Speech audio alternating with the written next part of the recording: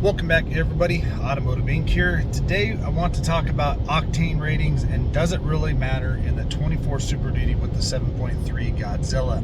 Now, if you guys have seen any of my other videos, I have tons of new towing videos. We have a really good hard heavy towing video coming up very soon with the Godzilla to really put it to another test, and I'll link those videos down below.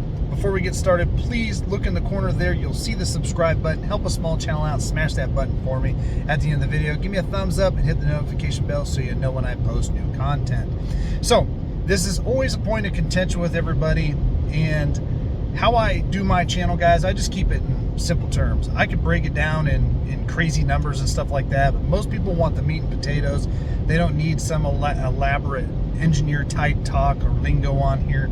So I'm just going to keep it simple. So when we talk about octane ratings here in Colorado, they are vast and many, meaning you have E85, which is mostly ethanol.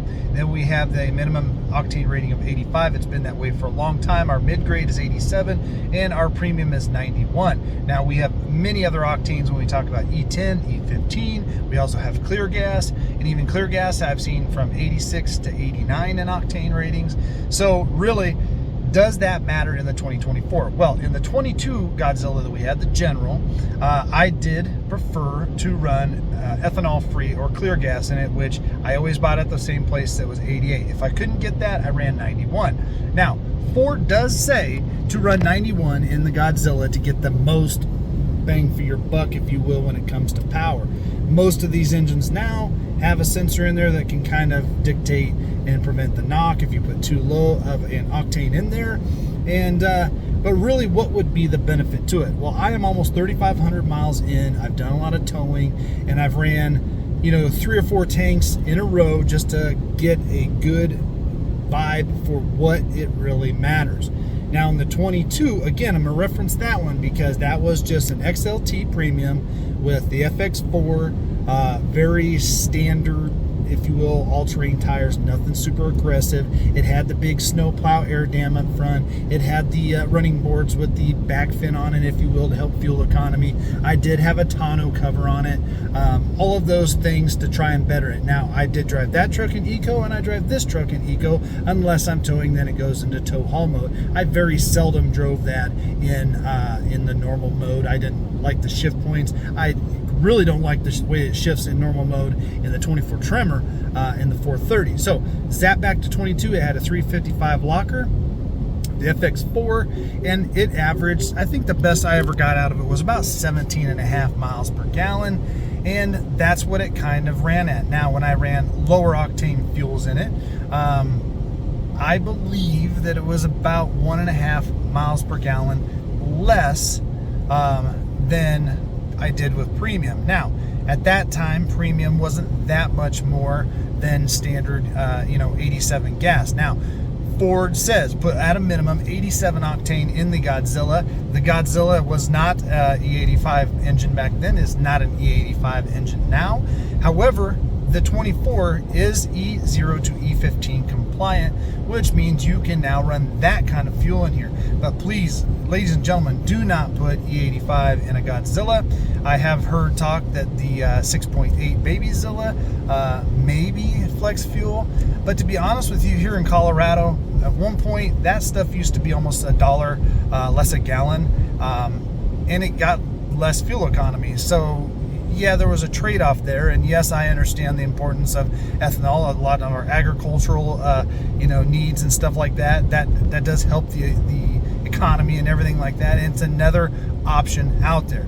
So the fact that the Godzilla is not an E85 engine doesn't necessarily break my heart, because my experience with that fuel, the fuel economy is substantially less, and now because the price is not that much different, it doesn't matter. Now, if we talk about E10 and E0 to E15 fuel, I thought, heck, I'm going to give it a shot and see if it makes much difference. Now, subjectively, your driving habits will also dictate how fuel economy is figured. Now, I have figured it up on the little average meter. If we look down here, when I tell you guys it's off by 1 or 0.2 or 0.3, that's plus or minus. Usually it's minus on a hand calculation to this. These are fairly accurate, guys. So what I mean is, if it off by 1 mile per gallon, it'd be 14.2 instead of 15.2, or if it's off by 0.2, it'd be 15 or 15.2, or you know whatever. And I wanted to get enough data to really put it to the test. And so I've ran premium, I've ran clear gas, I've always ran at a minimum of 87. I don't notice any big difference in power at all. There's basically zero power difference between 91 and the 87. So if it unlocks the power, I don't know where that's at. I don't feel any difference. So there's your first thing. Now, E10, E15 gas up here is about 40 to 50 cents cheaper a gallon than even mid-grade. In some places it's been more, and sometimes it's been a little bit less, but over premium, we're talking a big savings difference. So the fact that we're buying a different kind of fuel like that, does it then negate fuel economy? Well, in my experience, no, not at all. You can run 87 or you can run 91 in here, whatever your heart desires. Obviously, a higher octane can later then play better off with direct inject engine. This is a port injected engine. So at the end of the day, yeah, less carbon buildup potentially, whatever, that is what it is. But really, fuel economy, power wise, it doesn't change. Now, I usually get about 15, somewhere around there, but the overall average is way less than that with all the towing. But up to this point, it is infinitesimal to run a lower octane over a higher octane. So if you're wondering, geez, should I put it in there? That's a personal preference. You do what you do. You want to spend the extra scratch, it ain't going to hurt it by running a better octane. And again, Ford says it unleashes the power. Now, when it comes to driving habits, in this 2024 Ford Super Duty Tremor 430 rear end, lower air or higher air dams, so they look sharp or whatever, better approach angles, whatnot. This truck just doesn't get that good of fuel economy. I'm okay with that. It's a big truck. It is what it is. The tires are soft and aggressive.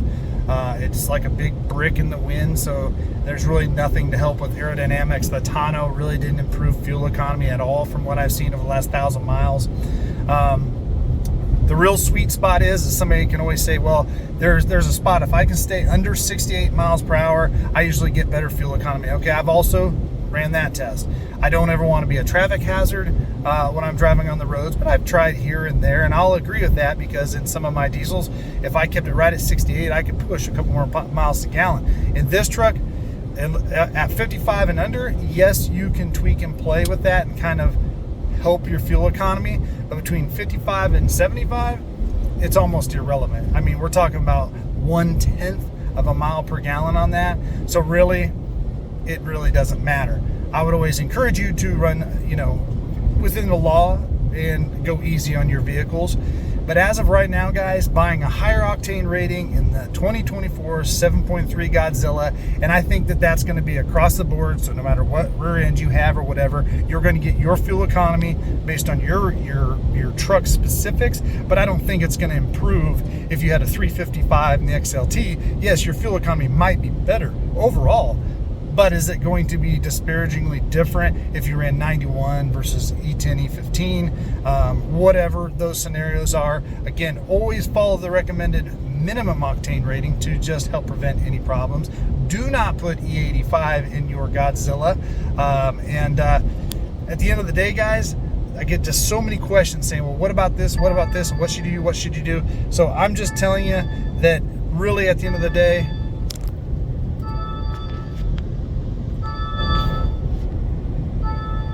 sorry about that. I was getting blown up on the text.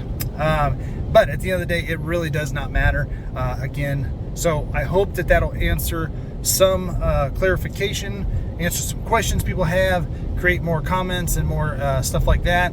And again, guys, I'm not disappointed by this fuel economy. It's what I expected out of a truck that's built just like this. So, all right, guys, I appreciate y'all being here, and we'll catch you on the next one.